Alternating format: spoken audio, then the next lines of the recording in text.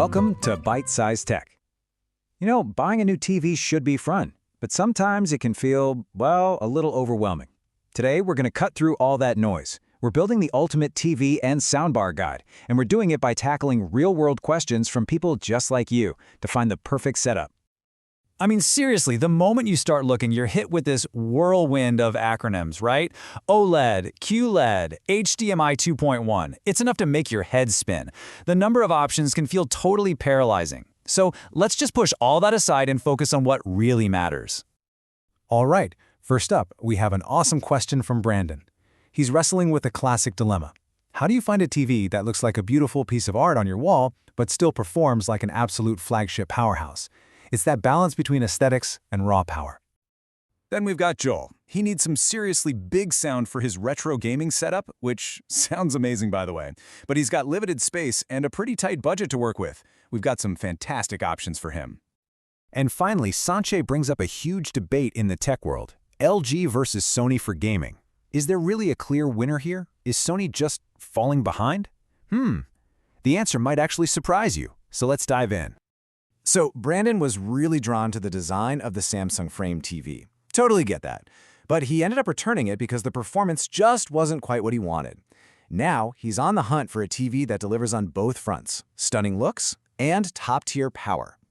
And he's narrowed it down to two absolute powerhouse TVs, the Samsung S95e and the LG G5. I mean, both of these have incredible picture quality. But for Brandon's specific situation, I think one is the clear winner. Okay, so the key here is really continuity. Brandon loved the frame's matte, art-like finish. The Samsung S95F keeps that same aesthetic, which is awesome. But, and this is a huge but, it massively upgrades the panel tech to QD OLED. This gives him a gigantic leap in picture quality without having to sacrifice that unique look he was going for in the first place. So for Brandon, yeah, the S95F is the perfect evolution. He gets to stick with that design philosophy he was already sold on while getting a TV that is without any question in the absolute top tier for picture quality. It's a win-win. Now, let's switch gears from picture to sound and talk about Joel's question.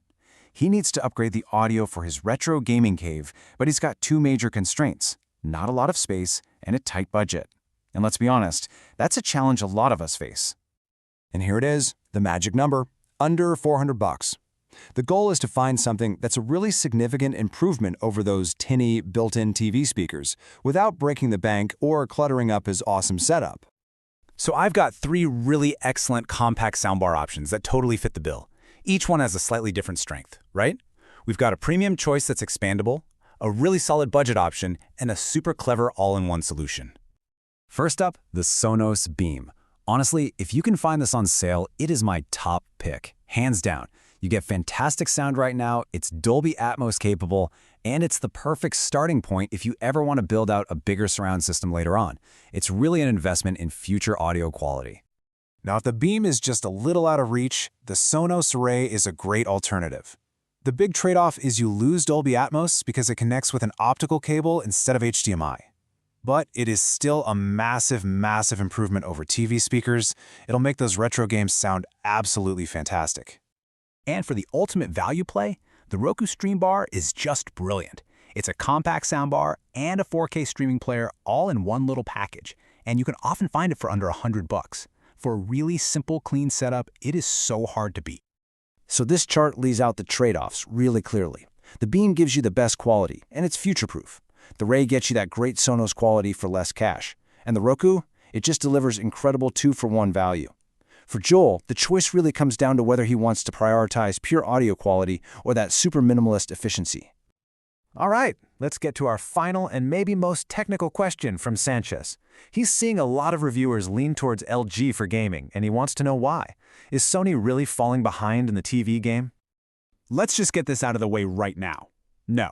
Sony is absolutely not lacking in TV technology. Their processors, their picture quality, it's all world-class. The real reason LG so often gets the nod from gamers comes down to a couple of very specific, and I think very important choices that Sony makes as a company.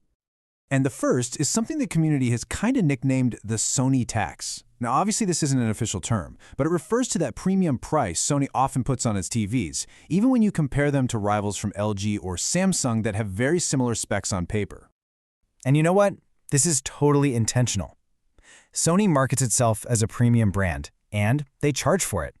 For a lot of people, that premium is worth it for the processing and just the brand name. But for gamers who are just looking at a spec sheet, it can be a really tough pill to swallow. But honestly, for serious gamers, the price isn't even the biggest issue. The real deal breaker, the one thing that makes LG a more practical choice for so many people, comes down to something super simple: the number of high-speed ports on the back of the TV. So on a premium LG OLED, like their super popular C-Series, you get 4, count 'em, 4 full-bandwidth HDMI 2.1 ports. Now compare that to a premium Sony TV, which typically only gives you 2. Just 2. And this right here illustrates the problem perfectly. Think about it. If you have a PS5, an Xbox, and a high-end soundbar, you're basically in trouble with the Sony TV. Your soundbar needs that eARC connection, and that's going to take up one of your only 2 high-speed ports. That leaves you with just one left for all your gaming devices. You're immediately out of ports and forced to swap cables all the time. It's a huge pain. So the crucial takeaway is this: it's not really about which TV has a better picture in a vacuum. For a modern gamer with more than one console, LG's 4 ports provide a practical flexibility that is just essential, and it's something Sony's current lineup just doesn't offer. So, with that in mind, here are a few solid recommendations. The LG C-Series is the obvious choice for incredible value. But hey, don't sleep on Samsung's QN90C, which also rocks 4 HDMI 2.1 ports. And if you're looking for more budget-friendly options, brands like Hisense are also starting to include multiple high-speed ports, which is great to see. Okay, wow, we have covered a lot of ground. So let's boil all of this down into a simple playbook you can actually use for your next TV or soundbar purchase. We'll break it down by what you care about most. So if you're a gamer, your checklist is crystal clear. Demand 4 HDMI 2.1 ports. It's that simple. Remember, connectivity is just as important as the panel itself. So make sure you check the back of the TV, or at least the spec sheet, before you buy. And if you're more about aesthetics and amazing movie nights, focus on the latest panel tech like QD OLED for the best possible picture. Make sure you have an eARC port for a great soundbar experience. And remember, you absolutely do not have to sacrifice incredible performance for great design anymore. So now I'm curious, for you, what's the #1 deciding factor for your next upgrade? Is it going to be the number of ports, the panel technology, or is it that overall design? Let us know down in the comments. If you enjoyed this episode, please like, comment, share, and subscribe.